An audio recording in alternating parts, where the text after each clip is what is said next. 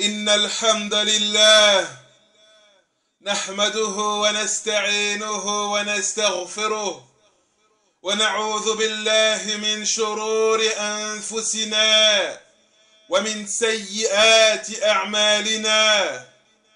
من يهده الله فلا مضل له ومن يضلل فلا هادي له، وأشهد أن لا إله إلا الله وحده لا شريك له، وأشهد أن محمدا عبده ورسوله صلى الله عليه. يا أيها الذين آمنوا اتقوا الله حق تقاته ولا تموتن إلا وأنتم مسلمون. يا أيها الناس اعبدوا ربكم الذي خلقكم من نفس واحدة وخلق منها زوجها وبث منهما رجالا كثيرا ونساء، واتقوا الله الذي تساءلون به والأرحام إن الله كان عليكم رقيبا. يا أيها الذين آمنوا اتقوا الله وقولوا قولا سديدا يصلح لكم أعمالكم ويغفر لكم ذنوبكم، ومن يطع الله ورسوله فقد فاز فوزا عظيما. أما بعد، فإن خير الحديث كتاب الله، وخير الهدي هدي محمد صلى الله عليه وسلم، وشر الأمور محدثاتها، وكل محدثة بدعة، وكل بدعة ضلالة، وكل ضلالة في النار. أعاذنا الله وإياكم من النار. عباد الله، يقول الله سبحانه وتعالى في كتابه الكريم: اليوم أكملت لكم دينكم وأتممت عليكم نعمتي ورضيت لكم الإسلام دينا. اليوم أكملت لكم دينكم وأتممت عليكم نعمتي ورضيت لكم الإسلام دينا. أيها الإخوة، هذه الآية نزلت على النبي صلى الله عليه وسلم وهو واقف بعرفات في حجة الوداع، وما عاش بعدها إلا شهرين وأياما ثم توفي صلى الله عليه وسلم. واعلموا وتيقنوا أن ما توفي النبي صلى الله عليه وسلم إلا وقد أكمل الله تعالى به الدين، فعلينا أن نعمل بهذا الدين، علينا أن نعمل بما جاء به النبي صلى الله عليه وسلم. إن كنا نريد النجاة، إن كنا نريد الجنة، إن كنا نريد رضوان الله ومغفرته. يقول الله: اليوم أكملت لكم دينكم، بتكميل الشرائع الظاهرة والباطنة، الأصول والفروع.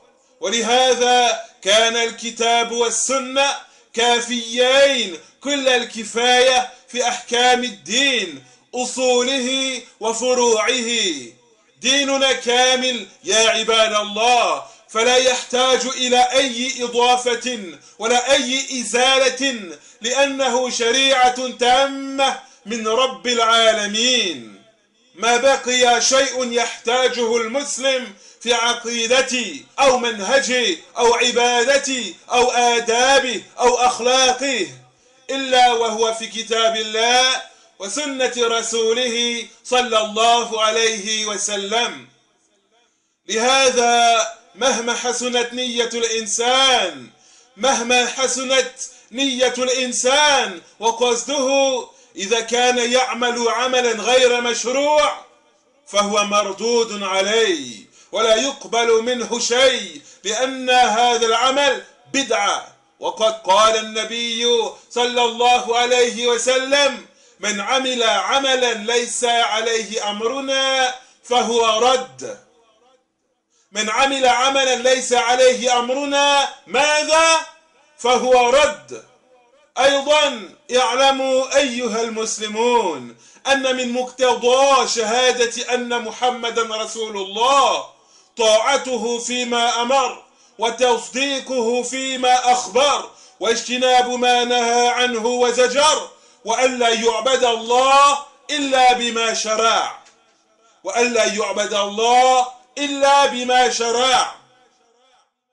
وأما الذي يقول أشهد أن محمدا رسول الله صلى الله عليه وسلم ولكن لا يتبع سنته ولا يعمل بشريعته بل يعمل بالبدع والمحدثات، فهذا لا تصح شهادته، هذا لا تصح شهادته. وهذه مصيبة يا عباد الله، هذه مصيبة. إن كل المسلمين يشهدون أن محمدا رسول الله صلى الله عليه وسلم، ولكن في الواقع كثير منا لا يعملون فعلا بما تدل هذه الكلمة، لا يعملون فعلا بما تدل هذه الكلمة، ونسأل الله العافية والسلامة.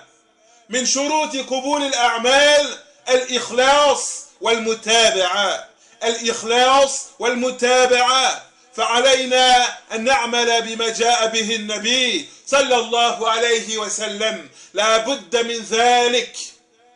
وقال الإمام مالك رحمه الله: لا يصلح آخر هذه الأمة إلا ما أصلح أولها، وهو القرآن والسنة، القرآن والسنة. أيضا عن الآية: اليوم أكملت لكم دينكم وأتممت عليكم نعمتي ورضيت لكم الإسلام دينا، قال: فما لم يكن يومئذ دينا لا يكون اليوم دينا، فما لم يكن يومئذ دينا لا يكون اليوم دينا. عباد الله، ديننا كامل فلا يحتاج إلى أي إضافة ولا أي إزالة. أقول قولي هذا وأستغفر الله لي ولكم ولسائر المسلمين من كل ذنب، فاستغفروه يغفر لكم، إنه هو الغفور الرحيم.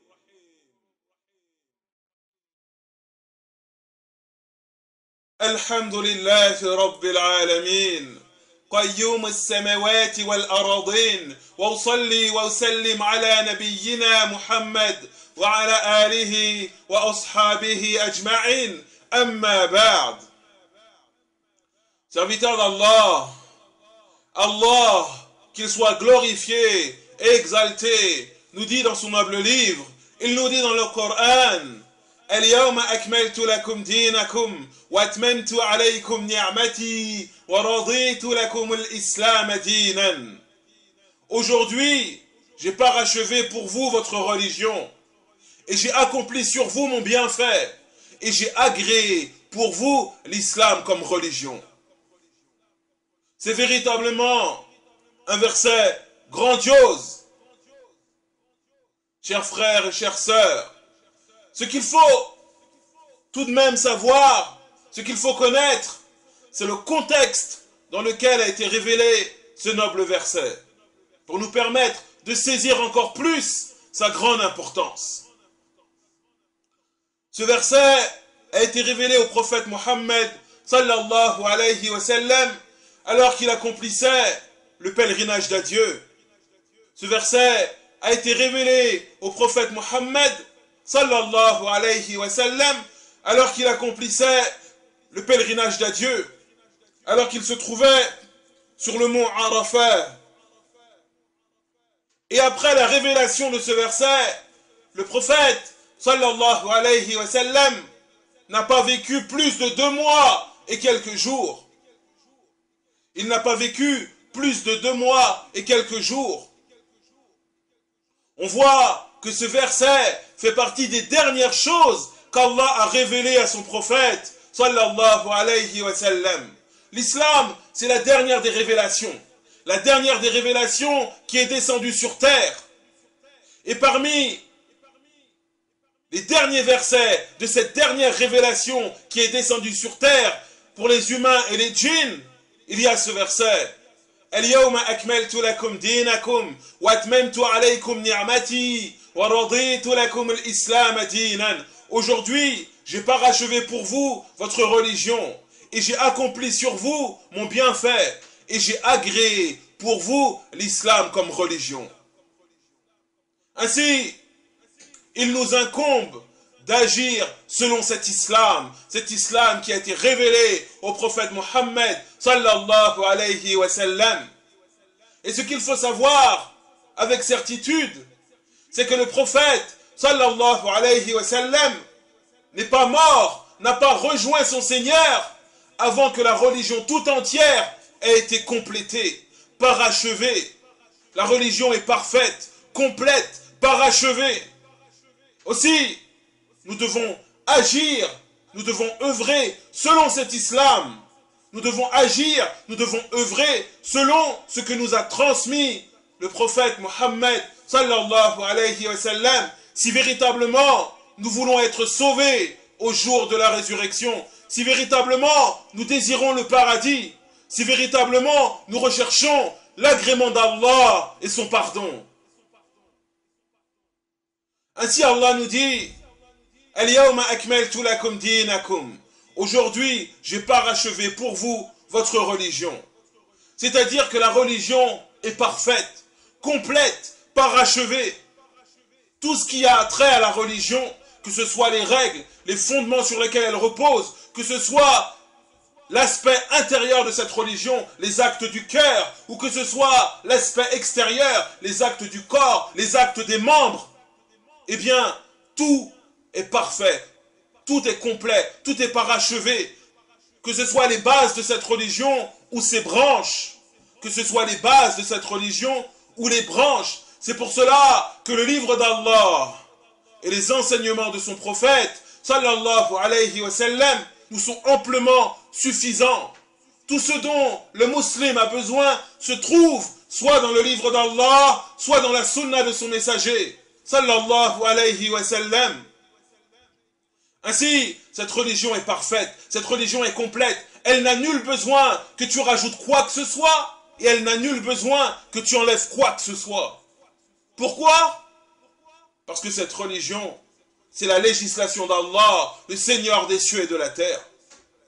Cette religion, c'est la législation d'Allah, la dernière des révélations. Et tout ce dont le musulman a besoin, que ce soit dans sa croyance, que ce soit dans la voie à suivre, que ce soit dans ses adorations, que ce soit dans son comportement, que ce soit dans sa moralité, que ce soit dans son comportement avec ses parents, dans son comportement avec ses enfants, dans son comportement avec ses voisins, dans son comportement avec ses frères en islam et avec les non-musulmans. Tout ceci se trouve dans cette religion. Tout ceci se trouve dans le livre d'Allah et dans la sunna de son messager, sallallahu alayhi wa sallam.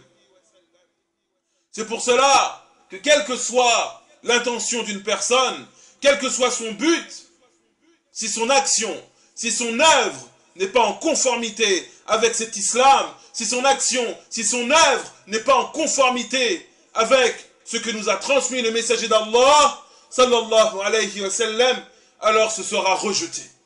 Car cette religion est complète, cette religion est parfaite, tu ne peux rien rajouter et tu ne peux rien enlever. Et le messager d'Allah, sallallahu alayhi wa sallam, a dit, Men amila amalan laysa alayhi amruna fahuwa rad. Quiconque met en pratique un acte d'adoration que nous n'avons pas ordonné verra cet acte rejeté. Il verra cet acte rejeté. Également, ce qu'il faut savoir, c'est que cette parole, Ashhadu anna Muhammadan Rasulullah, sallallahu alayhi wa sallam, ce n'est pas une simple parole que l'on prononce de la bouche. Cette parole, elle implique des choses nécessairement. Cette parole, eh bien, tu dois la mettre en application véritablement. Et la mettre en application, c'est considérer véritablement que Mohammed, sallallahu alayhi wa sallam, est le prophète, le messager d'Allah. Ainsi, tu dois lui obéir. Les ordres qui nous ont été transmis, on doit les mettre en application. Les interdictions qu'il nous a transmises, on doit s'en écarter. Ce dont il nous a informés concernant les choses du monde de l'invisible, ou concernant les choses du passé, ou concernant les choses du futur, eh bien tout cela, on doit y croire fermement. Et également, cette parole implique que tu adores Allah selon l'enseignement du prophète Mohammed sallallahu alayhi wa sallam. Car c'est lui, le messager d'Allah. C'est à lui qu'Allah subhanahu wa ta'ala a transmis, a confié son message, le dernier message révélé pour l'ensemble de l'humanité. Alors, si tu prétends, si tu affirmes, si tu attestes qu'il est véritablement le messager d'Allah sallallahu alayhi wa sallam, alors suis-le, écarte-toi des choses qu'il a interdites, crois dans les choses qu'il t'a informées et adore Allah selon ses enseignements. Adore Allah comme lui-même a adoré Allah. Quant à celui qui va dire « Ashhadu anna Muhammadan Rasulullah » sallallahu alayhi wa sallam, je témoigne que Muhammad est le messager d'Allah. Mais, suite à cela, il ne va pas agir selon la sunna du messager d'Allah. Il ne va pas cheminer sur le chemin sur lequel a cheminé le messager d'Allah. Mais au contraire, il va tourner le dos à la législation d'Allah. Il va œuvrer dans l'innovation, dans les choses forgées, les contes et les légendes. Eh bien, son attestation de foi que Mohammed sallallahu alayhi wa sallam est le messager d'Allah, eh bien, cette attestation de foi est défaillante, elle est bancale, et peut-être même qu'elle ne vaut rien du tout, et qu'elle ne lui sera d'aucune utilité quelconque au jour de la résurrection. Et véritablement, c'est une catastrophe. Véritablement, c'est une catastrophe. Et chers frères et chères sœurs, tous les musulmans, tous musulmans attestent que Mohammed sallallahu alayhi wa sallam est le messager d'Allah. Cependant, dans l'application de cette parole, nous constatons énormément de lacunes. Beaucoup d'entre nous attestent, témoignent que Mohammed sallallahu alayhi wa sallam est le messager d'Allah. Mais dans l'application de cette parole, eh bien, nous constatons énormément de lacunes. Et nous avions vu la semaine dernière qu'une œuvre, pour qu'elle soit acceptée, elle doit tout d'abord être dédiée, destinée, vouée, sincèrement, exclusivement, strictement à Allah seul. Mais ce n'est pas suffisant. Il faut également que cette œuvre, que cette action, que cette adoration soit en conformité avec les enseignements de la sunna, soit en conformité avec les enseignements du prophète Mohammed sallallahu alayhi wa sallam. Et c'est l'objet de notre parole aujourd'hui, al-mutaba'a, le suivi scrupuleux. Il faut se cramponner à la voix du prophète. Il faut que tes adorations, ta manière d'agir soit conforme aux enseignements du prophète Mohammed sallallahu alayhi wa sallam. Et nous constatons aujourd'hui que la communauté musulmane est dans une situation déplorable. Nous constatons que les musulmans, que l'état de la communauté est un état déplorable et qu'il y a de nombreuses choses à rectifier. Comment allons-nous les rectifier? Quelle est la solution? L'imam Malik, que tout le monde connaît, lui qui fait partie des 4 grands imams, il a une parole fulgurante. Il a dit La yuslihu akhiru hadhihi al-umma illa ma aslaha awwalaha.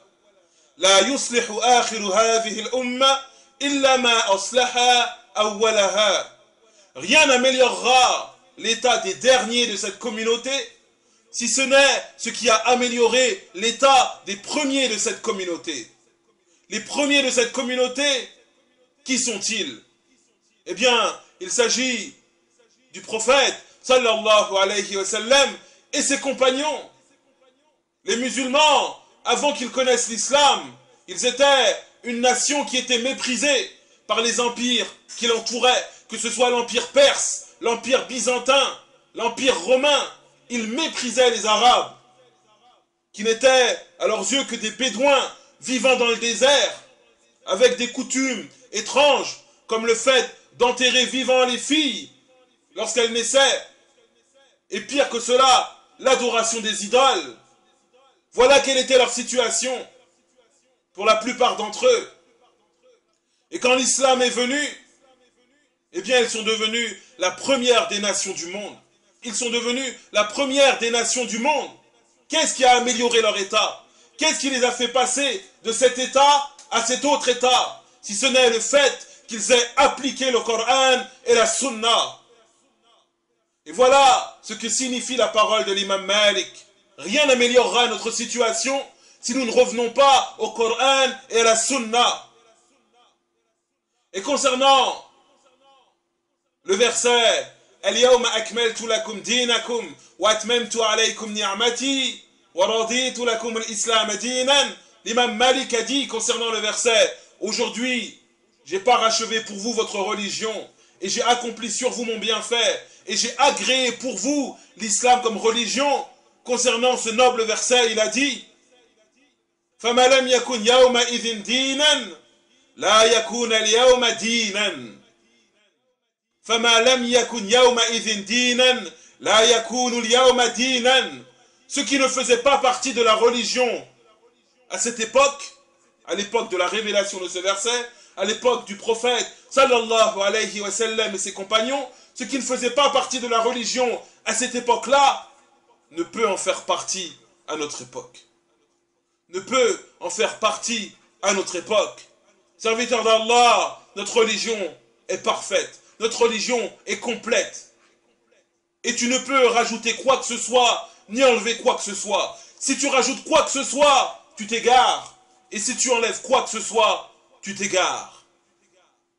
وصلوا وسلموا رعاكم الله على نبيكم كما أمركم الله ذلك في كتابه الكريم عندما قال: إن الله وملائكته يصلون على النبي يا أيها الذين آمنوا صلوا عليه وسلموا تسليما اللهم صل على محمد وعلى آل محمد كما صليت على إبراهيم وعلى آل إبراهيم إنك حميد مجيد اللهم بارك على محمد وعلى آل محمد كما باركت على إبراهيم وعلى آل إبراهيم إنك حميد مجيد ربنا آتنا في الدنيا حسنة وفي الآخرة حسنة وقنا عذاب النار ربنا آتنا في الدنيا حسنة وفي الآخرة حسنة وقنا عذاب النار ربنا آتنا في الدنيا حسنة وفي الآخرة حسنة وقنا عذاب النار يا مقلب القلوب ثبت قلوبنا على دينك يا مقلب القلوب ثبت قلوبنا على دينك يا مقلب القلوب ثبت قلوبنا على دينك سبحانك اللهم وبحمدك نشهد أن لا إله إلا أنت نستغفرك ونتوب إليك وصل اللهم على نبينا محمد وعلى آله وأصحابه أجمعين والحمد لله رب العالمين وقوموا لصلاتكم.